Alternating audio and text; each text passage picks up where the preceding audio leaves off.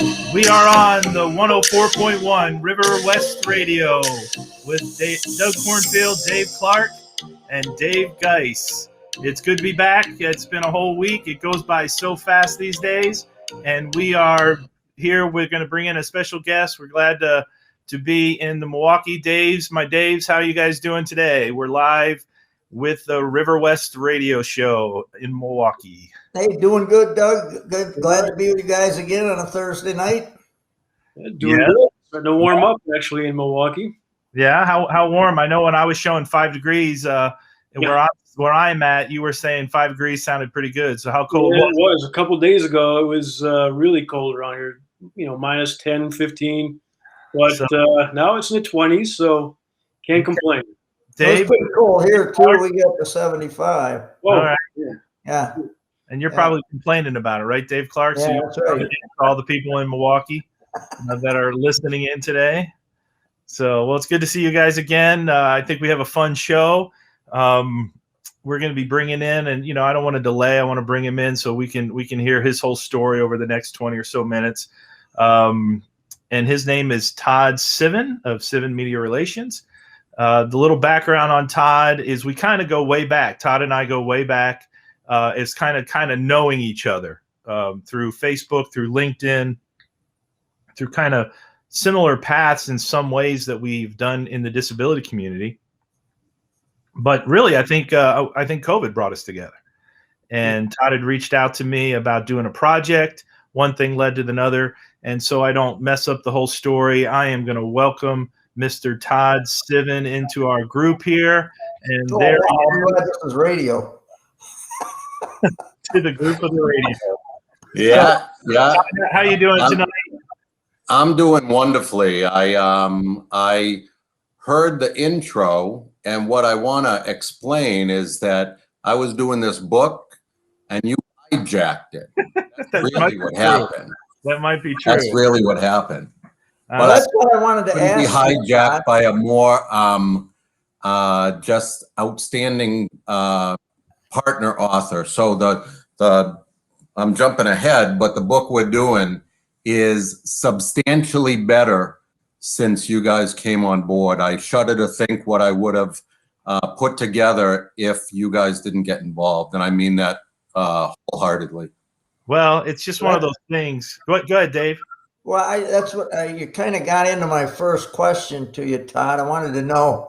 I want you to tell the listeners how the book evolved, a little bit of your background and how you led up to that point, how the book evolved and what the book is about and when we can expect to see it out.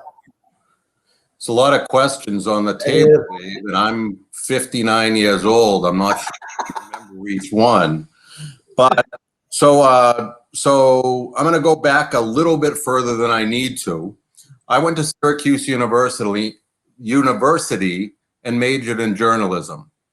And then I spent the next 30 years or so not in journalism. I was a jewelry store manager. I was doing a lot of things that used my relative intelligence, but I hadn't used my writing skills. And then, must be 9 years ago, I was writing for the Bleacher Report, just doing some sports, and I reached out to a local couple of guys, Dick and Rick Hoyt. And Dick and Rick Hoyt are local to Massachusetts, but they're nationally renowned. Their painting is behind my head. Rick is a spastic quadriplegic with cerebral palsy, and he's nonverbal. And his dad, Dick, has pushed him in 1,100 road races, 33 Boston marathons. They once ran across the country, which is a great story if we had more time about that. And so bottom line is, Rick is nonverbal, but in his method of speaking, he asked me to write a book with him. And I had never written a book before, so I was a little bit intimidated. But when sports legends ask you to work with them, perhaps you know what I'm talking about, Doug. When a sports legend asks you to work with them, you can't turn it down. Todd, I made Dave work with me. I understand that fully. Wait, he's a sports legend? Of course he is. Well, there's I different didn't know who he levels was of talking legend. about. You need to understand that. There's legends that people know, and then there's legends in his own mind, and that There was we go. Doug and That's what I Dave. have in common with Dave Clark. Yes.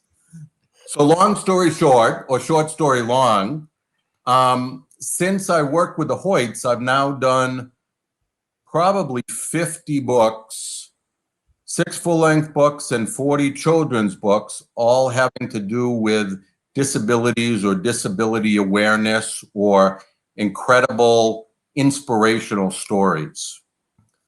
So one thing I always wanted to do was put together a compilation book of these inspirational stories, because there's no shortage of stories that move us and motivate us and inspire us. So I wanted to do kind of a chicken soup for the soul type compilation book with no real theme, just inspiring stories. And one of the first guys I reached out to see if they'd want to participate was Doug and Dave. And as I said, Doug hijacked the project, but I'm thrilled because the project has become, and I don't even know how to equate it. It's gone from this big, which would have been the Todd book, to this big, which is the Doug, Dave, and Todd book, and it's called Pulling Each Other Along. Our hope is it will be out early summer, maybe. Our goal is this: quality over quantity. And it's not a race. The goal is to have a just flawless, perfect, well-written book. Am I taking too much of the floor? Because you guys can... No, you're the guest today, buddy. Okay, the book is 31 incredible stories by 31 incredible authors. And Doug and I have done a really well thought out plan to be inclusive in our inclusion. So as we put the book together, we didn't want 31 baseball players. We didn't want 31 triathletes. I know Dave's saying, what do you mean you don't want 31 baseball players? That would be an awesome book, right? So we have a wide variety of stories written by the chapter author. So for example, Dick and Rick Hoyt that I mentioned are in it. Dave Clark leads off the book, and the book is called Pulling Each Other Along. Dave, if nothing else, is modest and humble. So I think he's slightly embarrassed to admit that he is the pulling each other along guy who's pulling along the other 29 chapters, 30 chapters. Who else is in it? Chris Nickick, who is recently became the first gentleman with Down syndrome to run the to complete the Ironman triathlon. Bonnie Mann, who is a female world champion boxer. Let me think, some stories that are not sports related, because we wanted inclusiveness in our inclusion. So there's a story about the gentleman who invented the game Operation, and that may be the crown jewel of all stories. It's just so well written and so inspirational, and I won't tell you the ending, but it's just so awesome.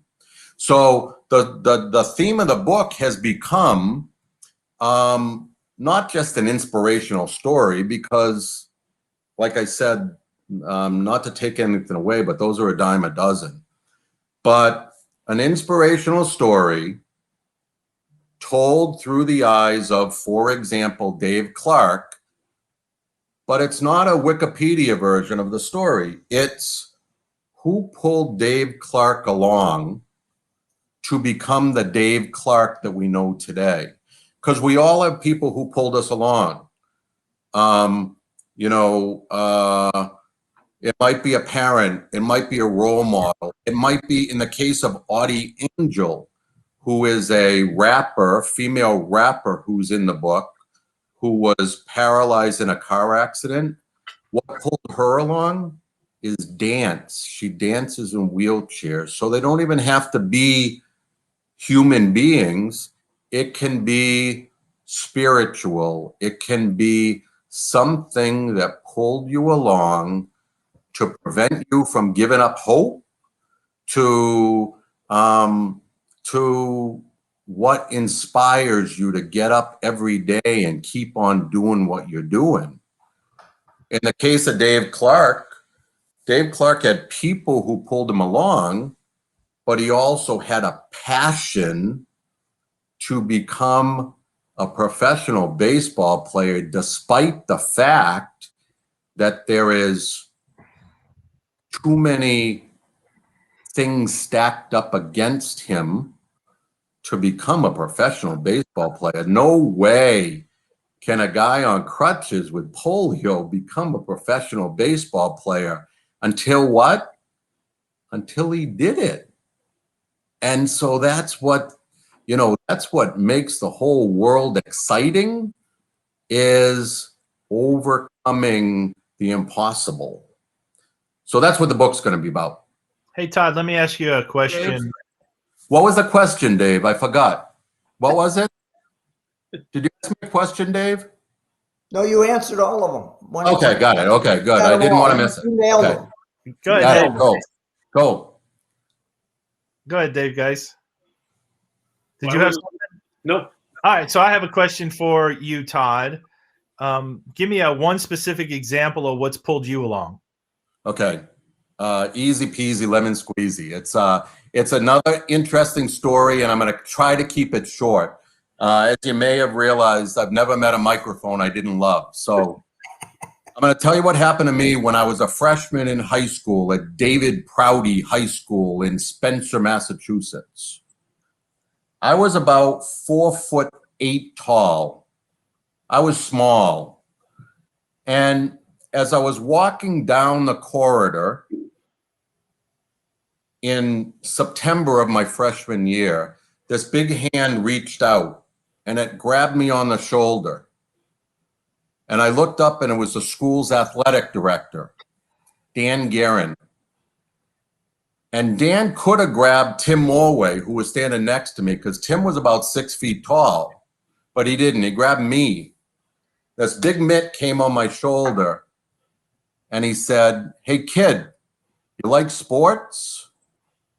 And I said, in just a very manly, prepubescent 12-year-old voice, "Yes, sir, I like sports." He said, "Can you write?"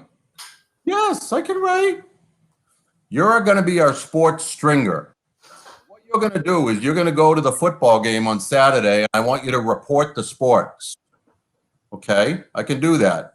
Now, I realized two things. Number one, I get into football games free. And number two, further along, I get to ride the bus with the cheerleaders. Okay? I didn't Really important. team. I had to go with the cheerleaders. It was terrible, horrible. So anyhow, over the course of the next 4 years, I wrote for the New Leader, which was a Spencer town paper. I wrote for the Worcester Telegram. I wrote for the Boston Globe. I went to school at Syracuse University for journalism. I've written 50 books, and now I'm ready to write Pulling Each Other Along. I've had 3 books on #1 on Amazon. If Dan Guerin grabbed Tim Morway, I would have worked at an envelope factory like Tim does instead of being a writer. And it just amazes me. The guy didn't know what he was doing. He could have grabbed anybody. I was just a random guy in the right place at the right time. If he didn't put his hand on my shoulder, none of this would have happened. And so Dan's passed away. He probably doesn't know what he did for me, but I would have been, I'm not saying I'm somebody, I'm still nobody, but I wouldn't have been the somebody I am if I had, I don't know, gotten an extra help of ice cream in the school cafeteria instead of walking down the hallway at that time. So Dan Guerin will be forever responsible for carrying me along on this journey. Very good. And Dave Clark.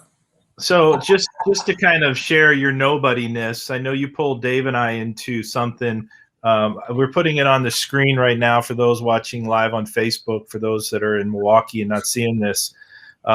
Dave and I and Dave Stevens, we were invited into a tribute, which was a live tribute to the Hoyts. And this nobody, Todd Civin, who brought all these people in. Do you want to explain some of these people, who these people are that you brought in for this tribute?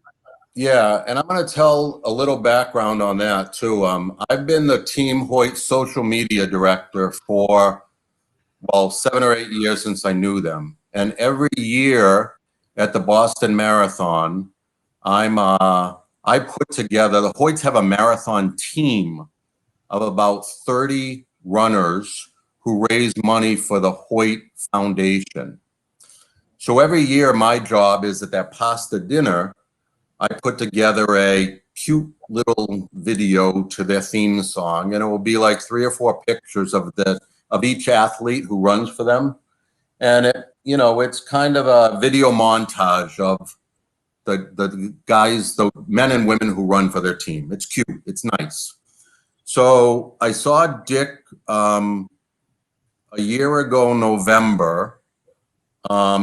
He brings me to a sports legend ball every year to raise money for a local YMCA.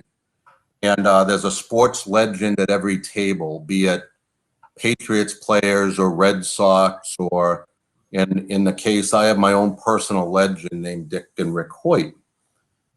And Dick and Rick are getting up in years. Dick is 79, Rick is 59, and while sitting at dinner that night, I realized that they may not be here forever. What a realization that is, because none of us are going to be here forever. But I realized I wanted to do something really special for them for the next marathon. So I upped my game and I started reaching out to, I don't know, some people I had connections with, and then other people I just swung for the fence. I tried to find James Taylor to see if he would send in a video, and he did. And I reached out and I found Rob Gronkowski through another connection, and he did a video. And Bob Kraft from the Patriots, and Dave Stevens and Dave Clark and Nancy Kerrigan and Charlie Baker, who's the governor of Massachusetts, and Kurt Schilling and Jim Craig, who was the Olympic hockey goalie in 1980, and on and on and on. And what I realized is, yeah, it's kind of cool that I was able to find all these people. But what really happened is, if you, especially in Massachusetts, if you drop the name Dick and Rick Hoyt, people start to go, okay, yes, sir, whatever you want. So I would say, hey, I'm putting together a video for Dick and Rick Hoyt, and they go, okay, can we be in it? And so, I get a lot of kudos because people think in my Rolodex, do people still have Rolodexes? In my Rolodex, people think, oh, cool, I have Dave Clark's phone number. No, I don't. I just kind of reached out to somebody, and he knew him. My wife says I'm the mayor, so I know everybody, and I'm not afraid to talk to anybody. And despite the fact I have no baseball skill whatsoever, I swing for the fence. If somebody says no to me, whatever, it's not a big deal. So I just kept asking, and it kept coming together, and it was incredible. It was, now those guys are in my Rolodex. But before then, it was kind of just seeing what I could do. Sometimes when you go out for dinner and you want a second baked potato with your meal, you just got to ask for the second baked potato, because the waitress, chances are, is going to give you a second baked potato. But if you're afraid to ask, you're going to get salad. My theory exactly. You can hit 300, baby, you're a superstar. Well, you know what, buddy? I've seen your wife, and clearly you swing for the fences. That is called out-kicking your coverage. Oh man. Okay, Dave, that's the end of those stories, Dave. Yes. I have a question. Yeah. You're talking about, let's go back to what you're talking about when you were in high school. If that hadn't happened, and say you haven't become a jeweler at the time, when you were in high school, what other paths did you see for yourself, if any? You know what? It's scary. I was a freshman, so I'm going to give myself a little bit of time to say, you know what? I didn't know. But I also see, I have kids who are grown now, and they've all settled into a nice career. But I think even going into college, sometimes you don't know what you want to be. And I honestly, it's really funny. I love the smell of the garbage man when I was a little boy. And if you would drive up to the house, I would be like, oh yeah, I love the smell of the garbage man. But I can't imagine I would have been a garbage man. I guess I clearly have the ability to talk, to speak. I clearly have the ability to connect people. Right now, what's interesting is my day job, I'm actually a warehouse manager. Okay, I manage a warehouse of people. Sure. Funny thing is, I can't drive a forklift. I'm non-mechanical. My employees laugh at me when I go to do something warehouse related, but I can manage people. Right. I motivate, I bring them together, I empower. I do less work than any of my employees. Don't tell them that. But because my job is to turn them into more productive people. So I guess to answer your question, I don't know what I would have done. Okay. But I think it would be a people-related business. Sure. Sounds like it. And interestingly enough, one of my friends said to me, I shouldn't be writing sports. I should be writing sports with heart. And that was just a real, eye-opening. That's the day that I said, instead of writing about steroids and escalating salaries, I'm going to write about Dave Clark or Dick Hoyt or whatever. So somehow it would have come together. I honestly believe, whether someone's spiritual or not, I believe we don't drive the bus. We get into a seat, somebody else is driving it, and I would have found my something. Sure. Much more meaningful, sounds like. Yeah. Oh yeah. Yeah. From 8 to 5, I do my job, the job I get paid for. Right. 5:01 to the time I go to bed, I do what makes my heart beat faster, and that's just so fulfilling. I wouldn't trade my life for anybody's. It's great. Maybe Hey, Dave Todd. Clark's. You see his wife? Yeah. So maybe Todd, hey, when you reached out to me during COVID, Yeah. For what's now called the Pulling Each Other Along book, Yeah. tell me how that transpired in your mind, because I'm kind of curious at this point. Yeah, you were going to be a chapter. You were going to be a chapter. I knew the story through LinkedIn. I thought I knew the story. I didn't. I didn't understand how you two work together. I didn't understand. Still don't. Yeah, I get it. Sometimes oil and water mix, I just knew it was the kind of story that I wanted, but at the same time, I mean, and you guys know this better than I do, and I hope your audience does too. Dave Clark is not a story about a guy with polio who played baseball. Dave Clark is an encyclopedia of stories. And whether those are things that we can tell on the air or not, but, you know, somebody made a comment here, Dave Clark's a hockey player. And that's true. Dave Clark's a rope climber. And it's true. Dave Clark there's stories that I'm sure I don't know, but as a baseball fan, and I'm going to say this, both Daves, as a baseball fan, I would love to just sit down and talk baseball. Some of it we could print even, I bet. Yeah. But my point being, I just knew that it was the kind of needle moving story that I wanted in my book. And then and I'm going to say this, and I throw compliments your way because, well, you're paying me a lot to be on the show. Yeah.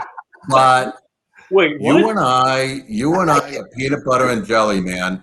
We go together. We think the same way. You're a better salesperson. You think different than I do. That's called right side, left side. I don't know, of the brain. But we really complement each other. In fact, I'm going to compliment that shirt you have on now. It's a nice shirt. It's a nice shirt. So anyhow, we were destined to work together, and I haven't regretted a single day. The book is going to be successful, whatever that means, because like-minded people are working on it together. And, you know, the four of us I'm looking at in the screen, we're supposed to be together. And the book, one more thing, I know we're running out of time. The book is going to be more than a book. The book is a movement. Okay? The book is about stopping and thinking who pulled you along in life, acknowledging that person. Don't forget, when you acknowledge who's pulling you along, you're deflecting your relative greatness to somebody else. You're saying, in the humility of Dave Clark, you're saying, yeah, I know I did that, but I wouldn't have done it if it wasn't for him. I wouldn't have done what I did if Rick Hoyt didn't say to me, Todd, can you write a book with me? I wouldn't have done what I did if Dan Guerin didn't grab my shoulder. So it's saying, yeah, my life is really, really cool. But if it wasn't for my dad, if it wasn't for my mom, if it wasn't for my beliefs, I would have done the other Dave's question. I don't know what I would have been. Nobody, kind of nobody. So that's what I believe. Well, there you have it. We're going to have some after the radio show. If you want to join us on Facebook at D3 Day is one of the places. We also have this flowing on YouTube. We've had a special guest today, Todd Civin of Civin Media Relations, and he's also co-authoring the book Pulling Each Other Along with me, and it's been a pleasure working with Todd now through COVID. The stories just came so rapidly. Good night, Milwaukee, and for those, we'll be back in just one moment for the Facebook review. See you in just a few minutes.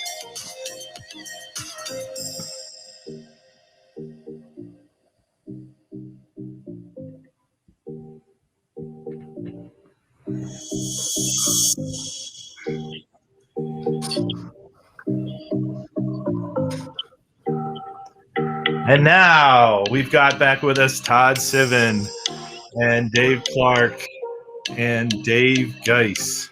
And we are our situation after time, pulling each other along show. I want to acknowledge some of the people looking in. Doug, again, not sure. It's on my end anyway. It says Facebook user. So I'm not sure who everybody is that's making comments, but I do want to reach out and have a shout out to Beak, Dye, and Corning. Barb Rossetti is listening in. Also, my good buddy Gavin is listening in from out in Michigan. So I want to make sure I say hi to all those people and thank you for tuning in.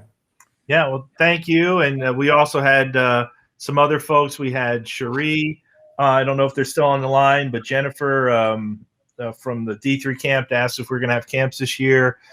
So she was on the line. We're going to try to have camps. That's all we can say. And Brandy, who's also one of our chapter writers, with just heart-wrenching and wonderful story with her and her son, her sassy son and cute son, Gavin. And so they were listening in, and so hi to them. And I know there's some others, but we're just it's just fun. It's Todd. It was great to have you on the show, and Thanks for having me. now we get to let loose a little bit. Really? This is the part where we can really tell stories, Todd. What, didn't I sign something that said I couldn't? Well, on the radio. See, the radio's over. Oh, got it. Okay, all bets are off. So it's now, yeah. Well, we still want people to think well of us, even though they shouldn't, right? Right. What you got, Dave? No, you look like you want to do something. No, I'm good. I got a question. I got a question for Todd. I want to know what's your favorite sport. Oh, there you go. Oh, without a doubt, baseball. Baseball. Okay. Red Sox tattoos. Don't you like the Red Sox? Oh, wow. You weren't supposed I to. also have a Yankees one. If you Whoa. Can't do that. No, I love baseball. I listen to a lot of sports radio, and they mock people on opening day who say there's nothing better than the smell of the grass on opening day. And I so disagree. I love the green of the field. I love the smell of the grass. I love everything about baseball. Now, again, it has gotten slow. There are things that I would change, but I love baseball. Okay. Like, here's what I say. I'm a baseball fan, but with the other sports, I like Boston sports because that's where I'm from. But baseball, it's my wife's and my goal to visit every baseball stadium. Oh, wow. COVID's over for a year for the next 8, 9, 10 years. And just to me, walking into the old Yankee Stadium, or I've been to a few. I've been to, Camden Yards. I love to go to a minor league baseball game. So I just love baseball. That's great. Okay. You touched on a good subject earlier about when Doug asked you about who pulled you along, and you said, your AD put his hand on your shoulder. Interesting to, you hit on a little bit that, my favorite sport was ice hockey. And I would have loved to have played professional ice hockey, just wasn't in the cards. But I played as far as my ability would let me go. And it's funny, if you reach out and you're not afraid to try to do something, what side roads may take you in another place, but still be involved. And I became a hockey broadcaster.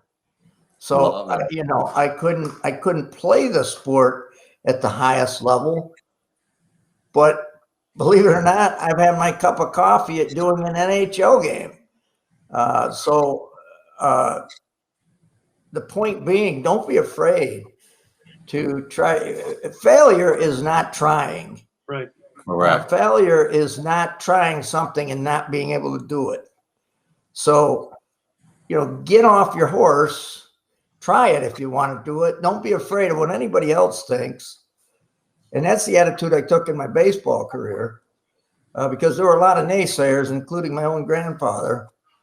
And, but I wanted to find out for myself how far my abilities could take me. And fortunately for me, you know, it worked out to some extent. Did I get to where I ultimately wanted to go? No.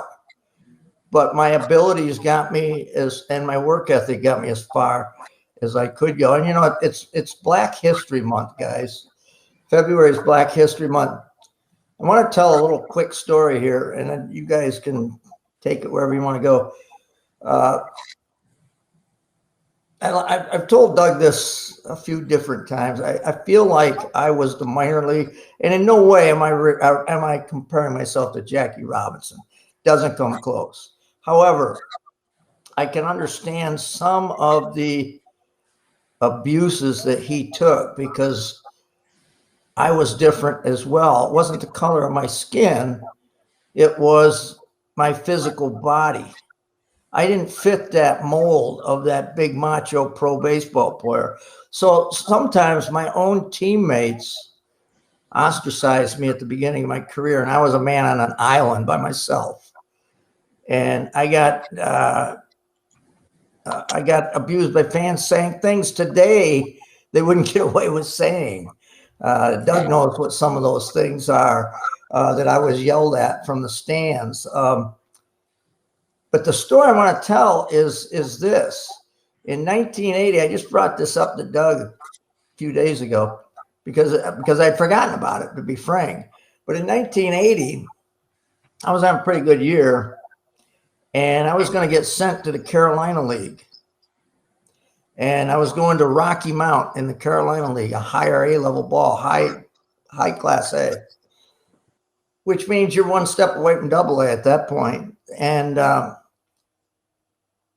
the manager of Rocky Mount, and I won't name his name right now, he refused to take me. He refused to take me. He said he would rather resign than have me on his club. So now I never got that call up. But my road took me to Sweden now. I said this to Doug earlier this week, is if I'd gotten called up there and it happened, I may never have gone to Sweden, which really turned out to be a big break for me in many different ways. USA baseball team, pitching coach for the Swedish national team, 3 consecutive championships over there. Those things don't happen possibly if I take that call. So that guy did me a favor. You know, sometimes the things that look like they're really bad at the moment turn out to be some of the best things that can possibly happen to you.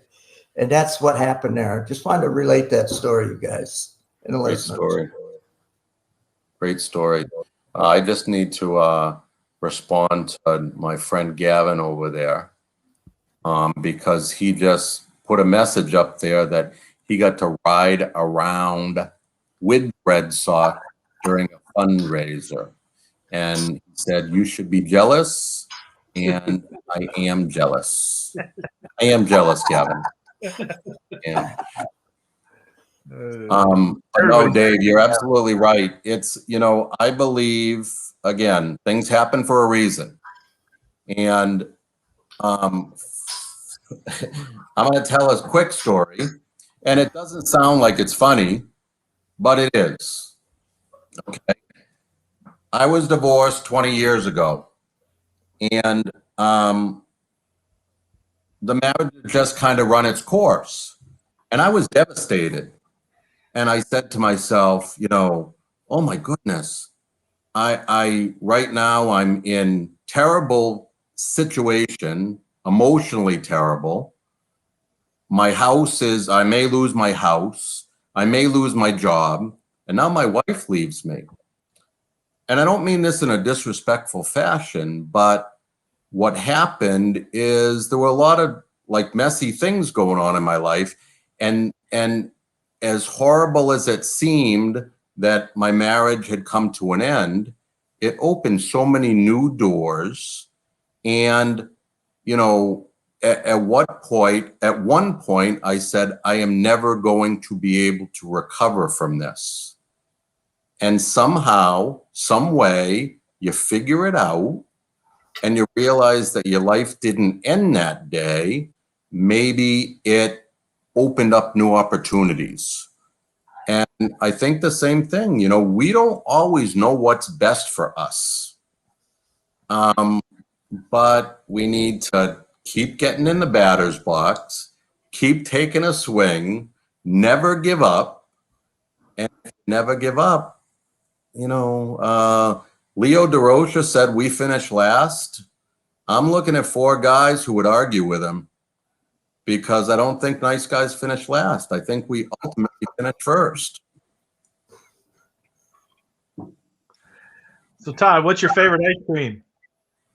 Oh, well, Doug, I've lost 60 pounds in the last 6 months, so there is no ice cream that is my friend. But prior to that, pretty much any ice cream that ended in the letter M, like vanilla ice cream, ice cream. And no, I'm really, I would say I'm a Rocky Road guy. I like things with caramel in it. Maybe some marshmallows, a little s'more activity going on. I'm not a big vanilla, chocolate, strawberry. I'm kind of a chunky monkey type guy. So the real question that we ask every week, you know, Dave Clark has a wonderful relationship with donuts. Yes. And so what is your favorite donut? Oh.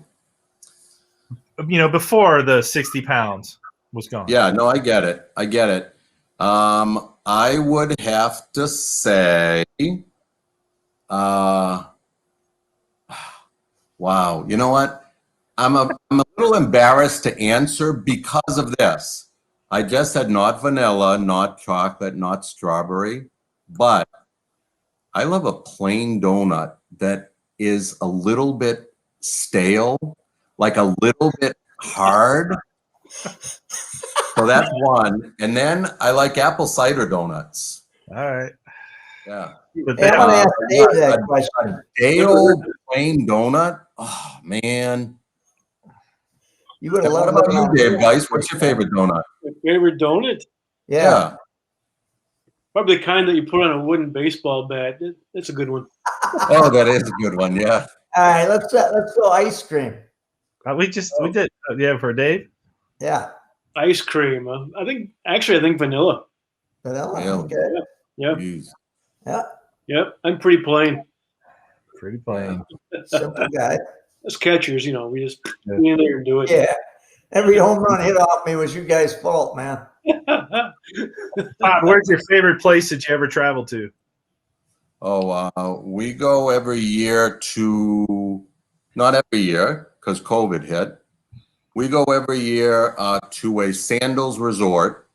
We've tried a few different ones. I would say I like Grenada or Barbados. But, you know, every time we go to the next one, that becomes our favorite. So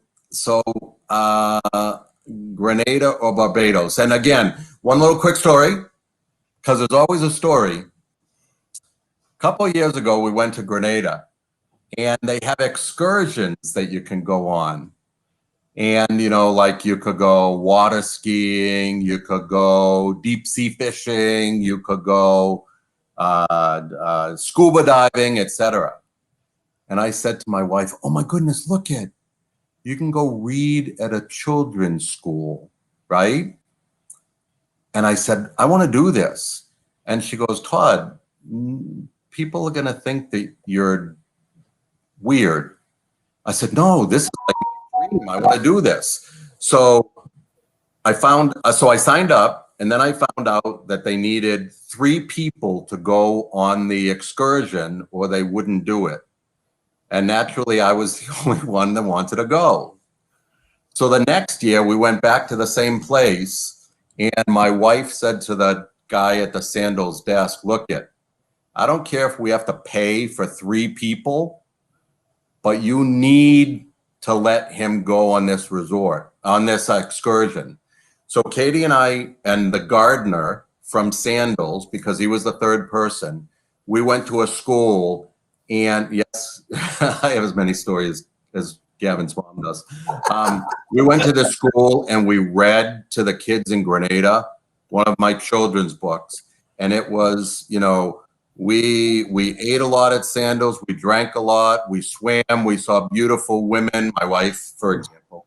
But my highlight was reading to those kids in a Grenadian, I don't know if it's called Grenadian, in a Grenadian school. And the kids had never seen a woman with blonde hair, which my wife has. So they braided her hair, and it was so cool. So long story short, Grenada, the highlight being going to read at the school. So Todd, I'm going to bring up a photo. What were your thoughts of participating with Disability Dream and Do? Another highlight. I had no idea what to imagine. And I know it was, I guess I'm going to call a watered down version because of COVID. As you can see in that picture, only 1 of 4 had their masks on like they were supposed to. But, you know, to see these kids playing baseball, I'm confident that in their mind, they weren't disabled kids playing baseball. They were baseball players. And just to be a part of that,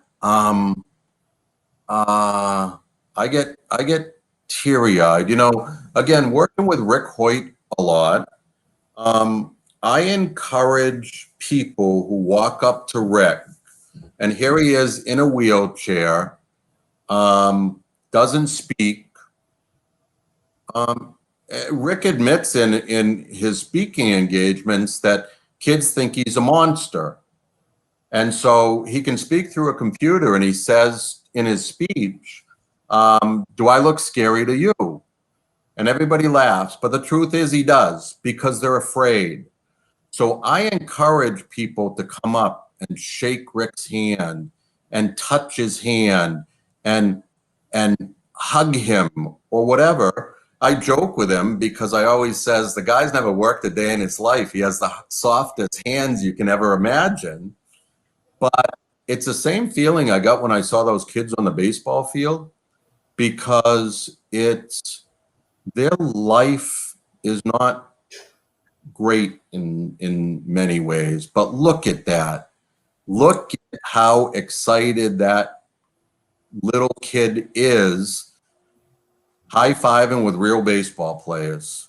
Now, the day we went, you know, it was, like I said, it was not as lively as maybe a lot of your events are, but it was my first time.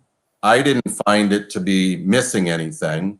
And each one of the kids there, they weren't missing anything. You know, it's kind of like you go to a carnival, you think it's Disney World, even if it's really just a carnival. And that's what I kind of felt with the D3 day we did in Connecticut, that, you know what, you might have known it wasn't the same as it always is, but the people who were there didn't. It was like an extremely special day for those in attendance. And I can't wait until we can do the real thing again someday, hopefully soon. Right. So did you hear this? Ironic thing, that was the first time you and I met each other in the flesh. Yeah, right here during this day. Yeah, no, I don't mean in the flesh, because that would be weird. I've never met Dave Clark in the flesh. So, you know, this is kind of, yeah, I know. That's what I understand. Yeah. Sadly, I have. But long story short, here we are, like, changing the world together in our little way. We've never freaking met each other. Yeah. How cool is that? That's the first night I met Dave Geist, and I feel like he's my brother. There we go. Yeah. You Jewish? Are you Jewish? Are you related to Al too? Yes. Yes. There you go. Yeah, Hey, so- hey, That's Todd, amazing. hey, Todd, I never knew what Zoom was before COVID. Yeah. Really? Really? So, It used to be a show on Channel 2 Boston, which is the educational channel, Zoom. When I was a kid, it was kind of like you'd watch Mr. Rogers, then Sesame Street, then Zoom. Now Yeah, it's something yeah. totally I different. remember Did that. you ever? Rogers. Yeah. Hey, don't mess with Mr. Rogers, man. No. If it wasn't for Mr. Rogers, Hey, I wanted to bring up somebody because he officially retired from Oh, yeah. baseball. I saw that. Yep. What are your thoughts about Tim Tebow leaving us? Well, I guess I'm going to say what one of the Daves said earlier, and that's if you don't try, you don't know. That's number one. Number two is talk about somebody who's made an impact on the disabled community. He holds those proms every year for special needs kids. He was kind of ostracized because shame on him. He's religious, but hell of a college football player. Had a moment in the sun as a pro football player, but he's unorthodox. So he didn't make it as a pro player, but you can't say he didn't try to use his athleticism to make a different career. And I guess he does incredible things for orphanages around the world and just superhuman being. I can't imagine that it's easy to play two sports at that higher level. Few guys do it. Brian Jordan did it. Dion did it. Bo Jackson did it. Jim Thorpe did it. Clark did it. But, here's Tim Tebow. He's a football player who's trying to play pro baseball. Michael Jordan couldn't do it. So it's not easy to do. So I have nothing but respect for him. And at the same time, maybe it's time to hang it up and focus on next, whatever that might be. That's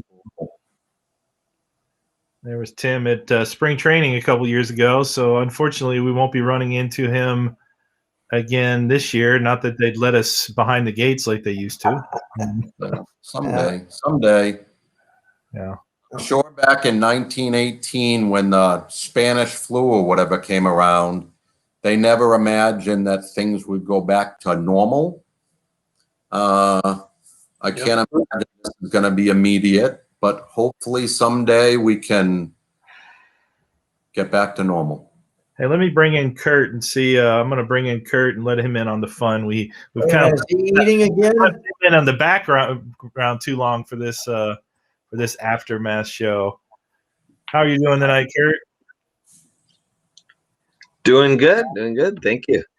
You're live, and Kurt's actually. This is pulling each other along show, is what we do, but it's under Ability MKE now. Is it really Ability MKE or Ability MKE now? I've seen it both ways. Ability MKE now is the fan. Now That's you heard there.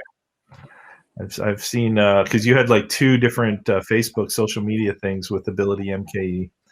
So anyway, you got any questions for Todd Civin since you've been sitting on the sidelines? sure, Todd. What would you come up with that would be something that you hope to learn? Oh my goodness. Something I hope to learn in life. Is that what we're Whatever you come up with, it's impromptu. Okay. Yeah, there's no right or wrong answer. I forgot. Doug and I were speaking the other day, and we said, despite the fact that we're both writers, we don't read as often as we should. And two things. Number one, I read children's books on Facebook to young readers. One thing I always say to them is an expression my dad used to say, today's readers are tomorrow's leaders. And I realized by not being a reader, in many ways, I've stopped learning. I feel I don't speak as intelligently about current events as I used to. Sometimes I try to keep up with a conversation that I have no business keeping up with. So I guess what I'm going to say, what would I like to learn? I need to start reading again.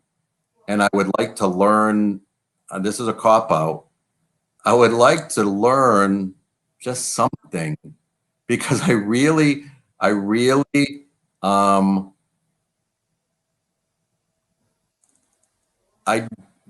don't feel intelligent. So I need to continue learning. One thing I complain, my mother is 89. I really had a hobby.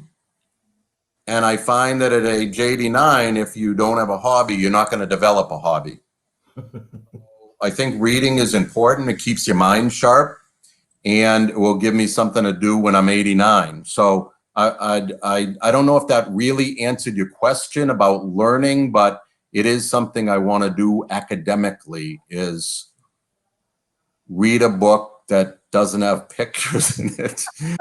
You know, Hey, Dave, that's what we were talking about earlier. Yeah. different book with pictures in it, Dave. Jeez, you're relentless. Marry a Swedish girl, and that's all you think about. Oh. Wow. I want to ask you a question. I forgot your name. I'm sorry. Kurt or Dave? Kurt. Oh, he just left us. There he There is. you go. Back, Kurt. Your show is called MK Now, right? Ability. Yeah, ability. MK Now.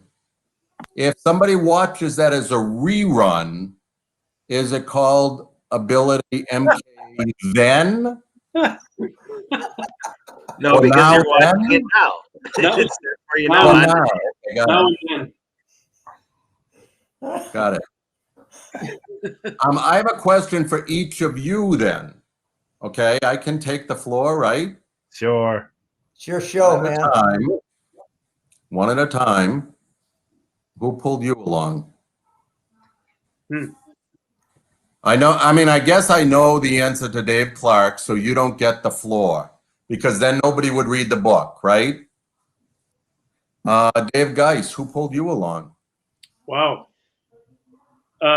You know, we're talking about not a person so much pulling it along as something.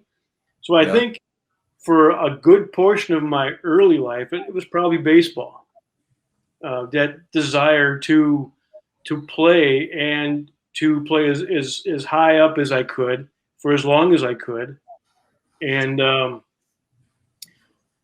so when I got to the Clowns, that was a moment in time. But after the Clowns, because of being on the Clowns, led to so many other things, right? Led to the short time with the Brewers, which led to coaching high school ball and some college ball, and now a camp that I work at, which is still baseball related. So it's going to sound a little corny, but Dave Clark, what he did for me in really allowing me to play for his team, because I could have gone 0 for 3 with those tryouts and struck out totally. But really, playing for Dave allowed me to continue everything that I wanted to do in baseball. I wasn't going to go any further than that. I knew that. But that part of my life, those 3 seasons with Dave's team, allowed me to continue in my dream of baseball. So I would really say Dave Clark did. Hmm. When you put that picture up there of the two of you, I just have to focus on those beautiful white teeth on Dave Clark. Man, I'm thinking somebody knows how to do Photoshop, because those teeth are not legit teeth. Oh, the beautiful Dave. Do you floss?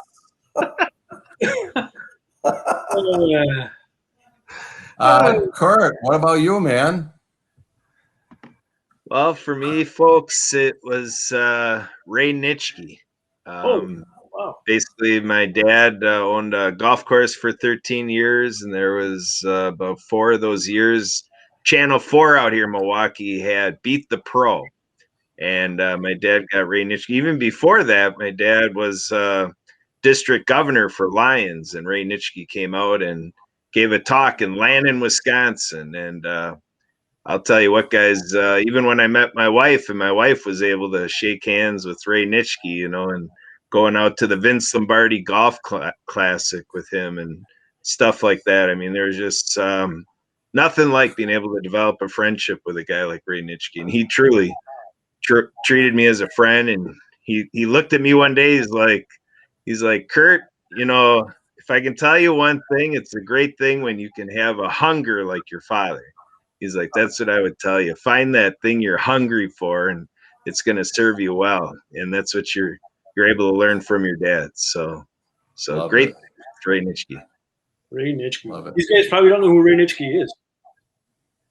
Yeah, Glory Day Packer, linebacker, and I was able to give. He gave a keynote speech, and I was able to introduce him at a Lions convention. So yeah, he's got a lot of accolades to talk about. And That's great. I remember he talked about that he what was it? Ditka had a cat named Nitschke, and he had a dog named Ditka.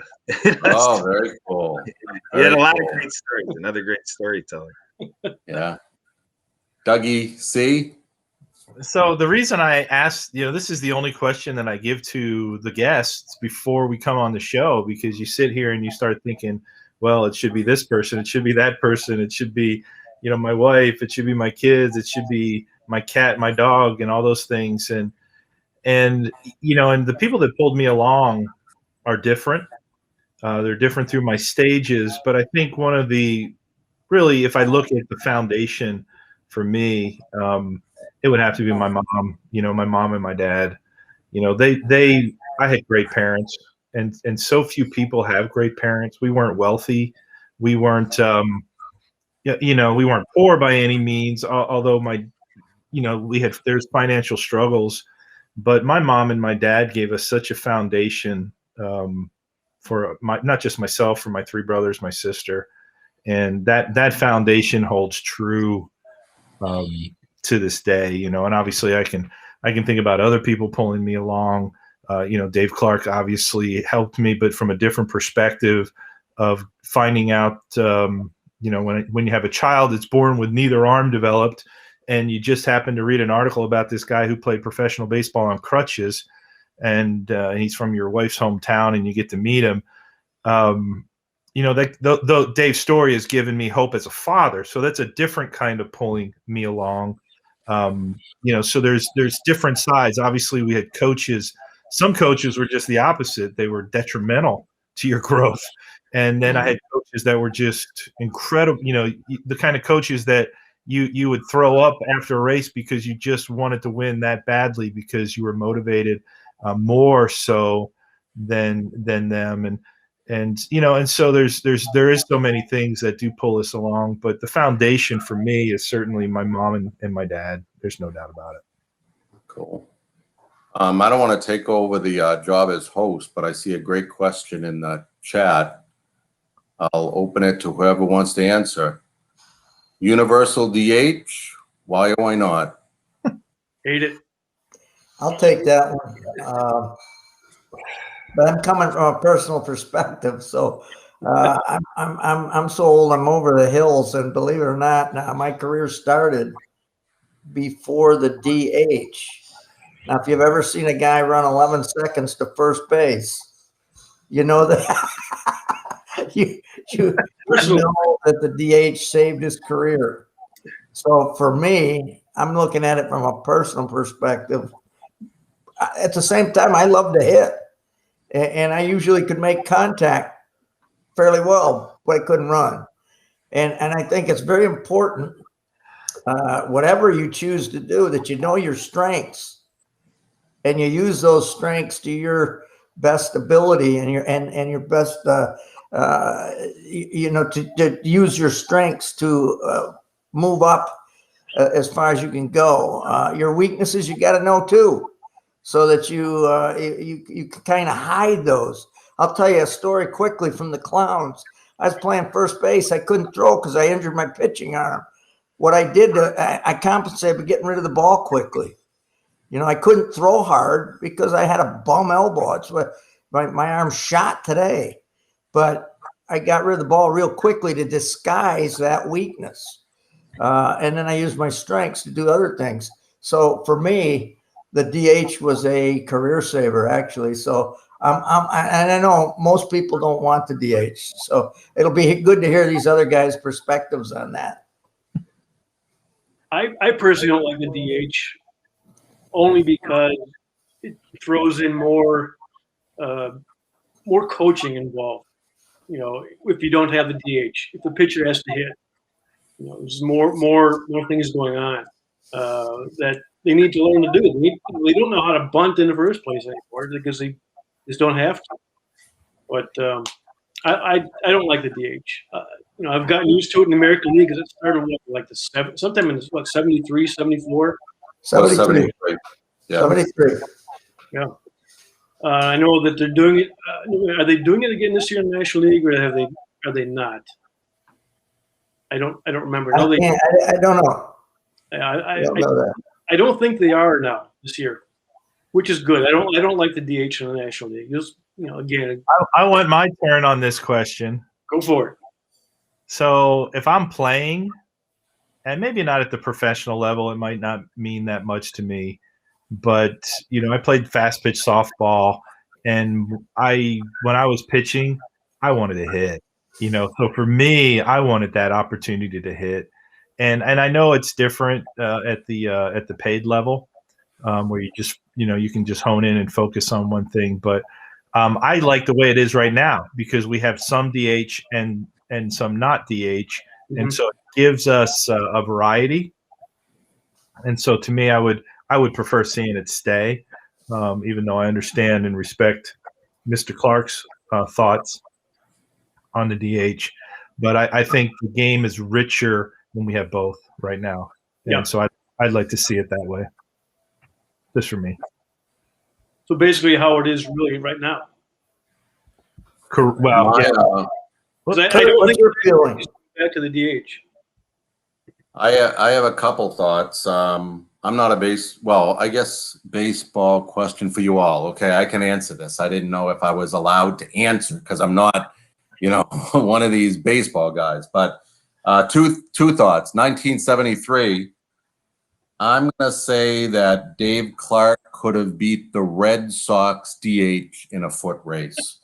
The Red Sox DH. Was it George Scott? No. No. Red Sox DH. Cepeda. Who? Orlando Cepeda. Cepeda. Had very, very bad knees by then, was probably 38 years old as the DH. But my thought is this. I like hitting. I don't like watching a pitcher get up there and strike out. Now, it is exciting when they finally get a hit or, heaven forbid, a home run. But if you told me that David Ortiz wouldn't have been able to play as long because he would have had to play in the field, I think that's robbing us of something really spectacular. And I'm thinking that there's probably, I don't know, does Nelson Cruz still play in the field or is he a DH? There's a lot of old timers who can still hit, relative old timers who can still hit, but might not be able to play in the field. Red Sox DH right now. I don't know why I'm drawing a blank. Help me, anybody? Red Sox DH. Huh? I don't know. I don't know. They revolved the DH. He doesn't play the field. He's a DH. He's I don't son of a gun. We have, you know what? Last year's baseball season really messed me up because I don't remember any place. It happened. Yeah. Huh? Hey, Kurt? Brandy put a note on her on the Facebook run saying she can't wait to see in the same room Gavin, the G-Man, Todd, and myself and Dave Clark. So that's she's looking forward to seeing us all in the same room. Hopefully we can make that happen with the Pulling Each Other Along book. So That would be called, I believe that's referred to as 4 peas in a pod. something. Yeah, Gavin will take the pod over though. It'll be that's what I understand. it'll be the Gavin show. So hey guys, And then Brandy will slap us upside of the head if we don't behave. So now there is some truth to that one. So yeah. I'm going to close out the show on Facebook. I'm sure after 100, after 70 minutes, people on Facebook are like, when are these guys going to shut up? So They're lining up. They're lining up.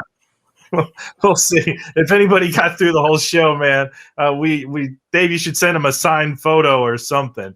Not that one, Dave.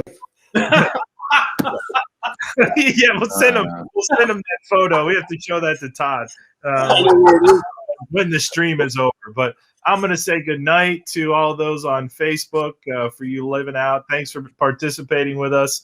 The plan is to be back next week, a special guest.